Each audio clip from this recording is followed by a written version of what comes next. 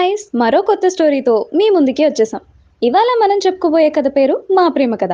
రచించిన వారు మరెవరో కాదండి, నేనే, అంటే సౌజన్య పతివాడ. ఇక ఏ మాత్రం ఆలస్యం చేయకుండా కథలోకి వెళ్ళిపోదామా. మా ప్రేమ కథ ఎపిసోడ్ నెంబర్ 6. ఎక్కడ ఆగిపోయామబ్బా మనం? అసలు అక్కీకి ప్రజ్ఞ గురించి ఎలా తెలుసు అండ్ ప్రజ్ఞ ఎక్కడుంది అనే దగ్గర తల్లి.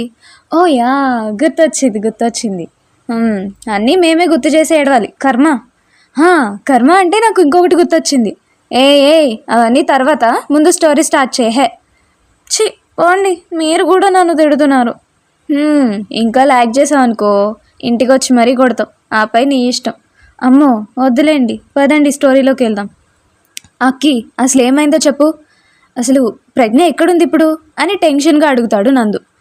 ఓకే, అసలు ఏమైంది అంటే అక్కి వాళ్ళకి చెప్తుంది, నేను మీకు చెప్పేస్తాను. మార్నింగ్ అక్కి నిద్ర లేవగానే రీమా మొబైల్ అదే పనిగా రింగ్ అవుతూ ఉంటుంది. కానీ రీమా బాల్కనీలో ఉంది. సరే అని మొబైల్ తీసుకెళ్తుంది అక్కి. హే రీమా, నీ మొబైల్ రింగ్ అవుతుంది, ఇదిగో అని ఇస్తుంది అక్కి. థ్యాంక్స్ డార్లింగ్ అని మొబైల్లో నెంబర్ చూసి కంగారు పడుతూ నువ్వు లోపలికి వెళ్ళు అని అక్కిని పంపించేసింది. కానీ అక్కికి ఎందుకో డౌట్ వచ్చి డోర్ చాటు నిలబడి రీమా మాట్లాడింది మొత్తం వినడానికి ట్రై చేస్తుంది. కానీ కొంచెం మాత్రమే వినిపించడంతో, ఆ కొంచెంలో కూడా కిడ్నాప్ అని వినిపించడంతో రీమా బయటకు వెళ్తుంటే తనని ఫాలో చేస్తూ తన వెనకనే వెళ్తుంది. అలా వెళ్ళిన అక్కీకి అక్కడ ఒక పాడుబడిన ఇల్లు కనిపించి అక్కడ ఒక కిటికీ ఉంటే అందులో నుంచి చూస్తుంది. లోపల ప్రజ్ఞని ఒక చైర్కి కట్టేసి కళ్ళకు గంతలు ఉంటాయి. ఇంకా స్పృహలో కూడా లేనట్టుంది. అక్కీ మనసులో వాట్, ప్రజ్ఞని ఎందుకు కిడ్నాప్ చేసింది ఈ అమ్మాయి అని అనుకుంటుంది. ఇంతలో రీమా ప్రజ్ఞ ముందుకొచ్చి ఏదో మాట్లాడుతుంది. ఏం మాట్లాడుతుంది అని వింటుంటే రీమా ప్రజ్ఞ బుగ్గలు పట్టుకొని, నేను ఆ నందుకి ప్రపోజ్ చేస్తే నన్ను రిజెక్ట్ చేశాడు, అది కూడా ఎందుకో తెలుసా, నీ వల్లే, కేవలం నీ వల్లే అని అరుస్తుంది. అక్కీ మనసులో ఏంటి, ఇది నందు భయ్యకి ప్రపోజ్ చేసిందా? కానీ ప్రజ్ఞ వల్ల రిజెక్ట్ చేయడం ఏంటి? నీ వల్ల రిజెక్ట్ చేయడం ఏంటి అనుకుంటున్నావా? నిన్ను లవ్ చేస్తున్నాడంట, నిన్నే పెళ్ళి కూడా చేసుకుంటాడంట.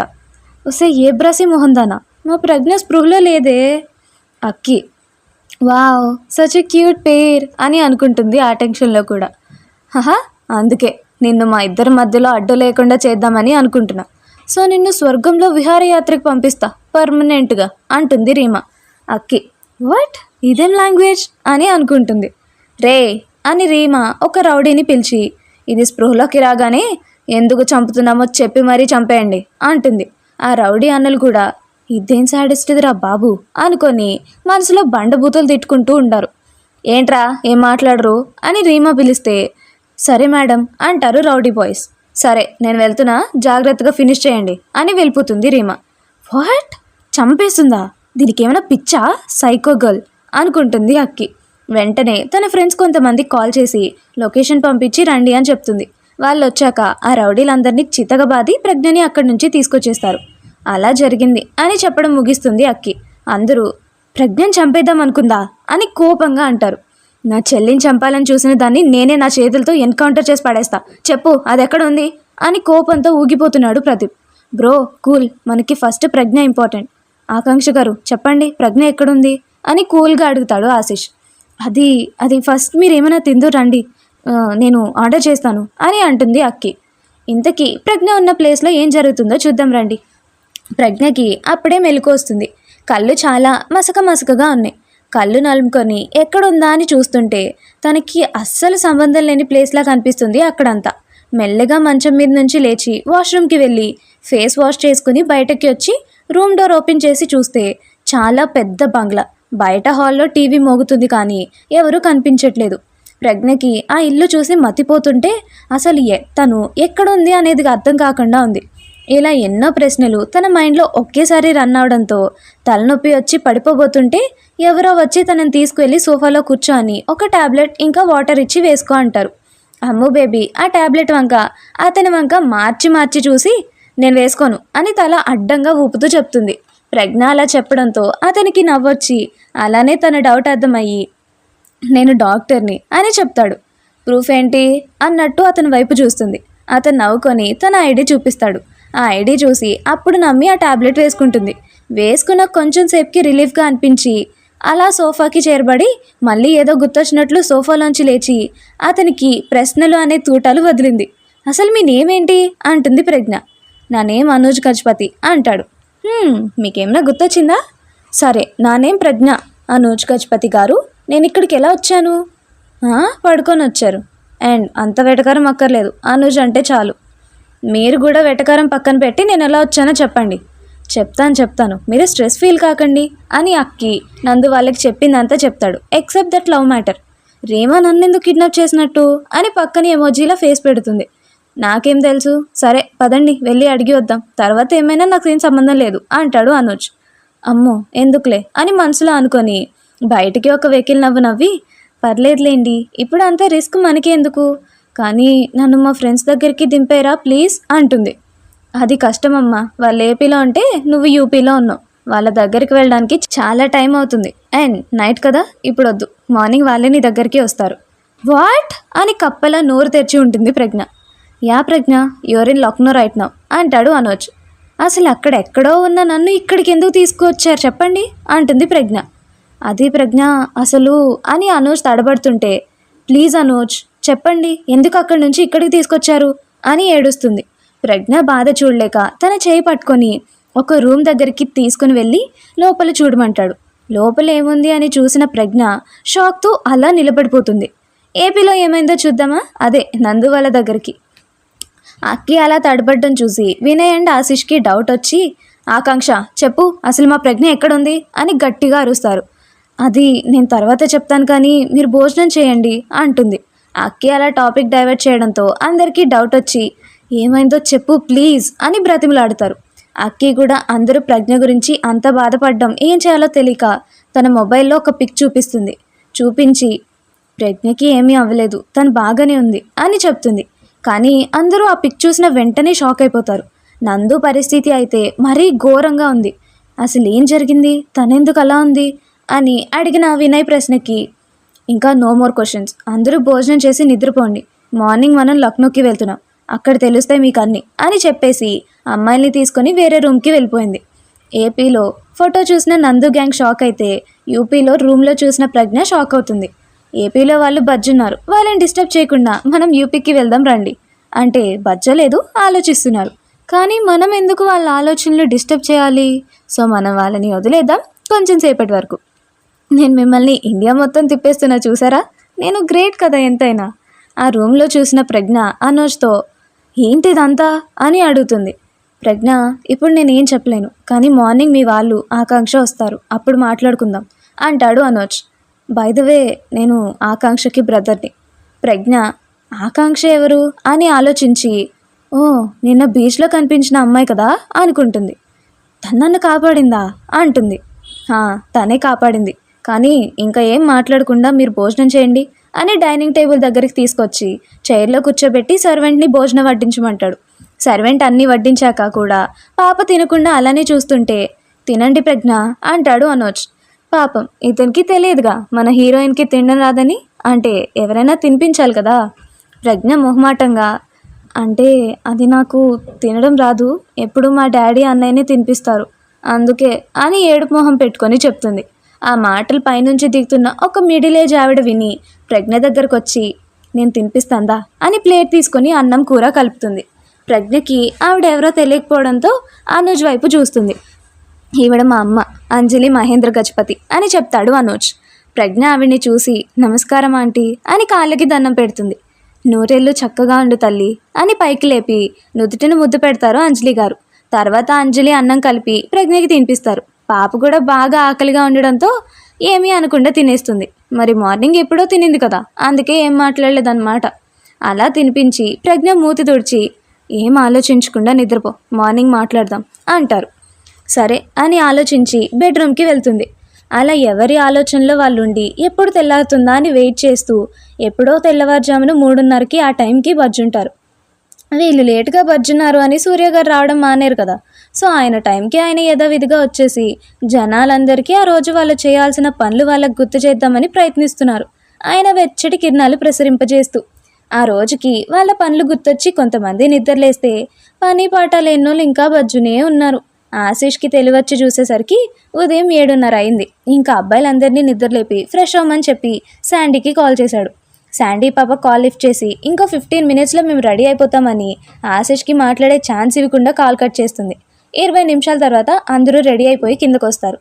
ఎలా వెళ్ళాలి ఇప్పుడు? ఫ్లైట్ టికెట్స్ బుక్ చేయనా అంటాడు ప్రదీప్. వెళ్దాం కానీ ముందు అందరూ బ్రేక్ఫాస్ట్ చేసి పదండి అని ఆకాంక్ష అంటుంటే, మిస్ ఆకాంక్ష, అక్కడ నా చెల్లి ఎలా ఉందో తెలియకుండా నేను తినలేను. మీరు వస్తే రండి, లేకపోతే నాకు అడ్రస్ ఇస్తే నేను వెళ్ళి నా చెల్లిని తెచ్చుకుంటా అంటాడు ప్రదీప్. చెల్లి కోసం ప్రదీప్ పడే బాధకి ఆకాంక్షకి ప్రదీప్ మీద ఏదో తెలియని ఫీలింగ్ పెరిగిపోతుంటే దానిని కంట్రోల్ చేసుకొని, అయ్యో ప్రదీప్ గారు, ప్రజ్ఞా బాబీకి ఏం అవలేదు, అది నాది గ్యారంటీ. అక్కడికి వెళ్ళాక మీకు కూడా తెలుస్తుంది. కానీ ఫస్ట్ తినండి, మళ్ళీ అందరికీ ఎనర్జీ ఉండదు అని ఏదో ఒకటి చెప్పి అందరి చేత బ్రేక్ఫాస్ట్ తినిపించేస్తుంది. తినేసాం కదా, ఇప్పుడైనా వెళ్దామా, లేకుంటే మీరు షాపింగ్ లేక ఇంకేమైనా కార్యాలు వెలగబెట్టేది ఉందా అని వెటకారంగా అంటాడు ప్రదీప్. ఆకాంక్ష కోపంగా ప్రదీప్ వైపు ఒక లిక్ ఇచ్చి ఎయిర్పోర్ట్కి పదండి అంటుంది. అందరూ ఎయిర్పోర్ట్కి వెళ్ళాక అక్కడ ఒక చాపర్ వీళ్ళ కోసమే రెడీగా ఉంటుంది. పదండి అని చాపర్లోకి తీసుకువెళ్తుంది ఆకాంక్ష అందరినీ. అందరూ చాపర్ లోపల చూసి ఇదెవరిది అని అడుగుతారు. మా డాడీది, కొంచెం అర్జెంట్ వర్క్ ఉంది అంటే పంపించారు అని చెప్తుంది ఆకాంక్ష. అందరూ సరే అని కూర్చుని ఉంటారు. శాండీ ఆశిష్ దగ్గరికి వెళ్ళి నందుని చూపిస్తూ, నాకు అన్నం చూస్తే చాలా భయంగా ఉంది అంటుంది. ఎందుకంటే నైట్ నుంచి ఉలుకు పలుకు లేకుండా ఎవరితోనూ మాట్లాడకుండా తనదైన లోకంలో తను ఉన్నాడంతే. పాపం నా నందు బేబీ. ఆశిష్ శాండీని ఊరుకోబెట్టి, ఏం కాదు, అమ్ముని చూస్తే మళ్ళీ మామూలు అవుతారులే అంటాడు. ప్రజ్ఞ ఎలా ఉందో చూద్దాం రండి. మార్నింగ్ 8:30 ఆ టైంలో ప్రజ్ఞ నిద్ర లేచి ఎక్కడున్నాను నేను అనుకొని నైట్ జరిగిందంతా కళ్ళ ముందు కదలాడుతుంటే ఒక్క ఉదుట్టున బెడ్ మీద నుంచి లేచి నిన్న నైట్ తను చూసిన ఆ రూమ్ దగ్గరికి వెళ్ళి లోపల ఎవరో ఉంటే వాళ్ళ తాళ్ళు నిమిరి కొంచెం సేపు మాట్లాడి వస్తుంది. తర్వాత ఫ్రెష్ అయిపోయి అనూజ్ని ఇంకా అంజలిని పిలిచి తానే బ్రేక్ఫాస్ట్ సర్వ్ చేస్తుంది ఇద్దరికి. అంజలి గారు ప్రజ్ఞని ఆవిడ పక్కన చైర్లో కూర్చోబెట్టి మళ్ళీ ఆవిడే ప్రజ్ఞకి తినిపిస్తారు. వీళ్ళు బ్రేక్ఫాస్ట్ చేసేసి అలా కూర్చున్నారు. అప్పుడే ఆకాంక్ష వాళ్ళు కూడా వచ్చేశారు. ప్రజ్ఞ వాళ్ళందరినీ చూసి సోఫాలో కూర్చున్నది ఒక్కసారిగా లేచి ఫస్ట్ వాళ్ళ అన్నయ్యని హగ్ చేసుకుని ఏడ్చేస్తుంది. తర్వాత మిగిలిన వాళ్ళని కూడా హగ్ చేసుకొని లాస్ట్లో నందు దగ్గరకు వస్తుంది.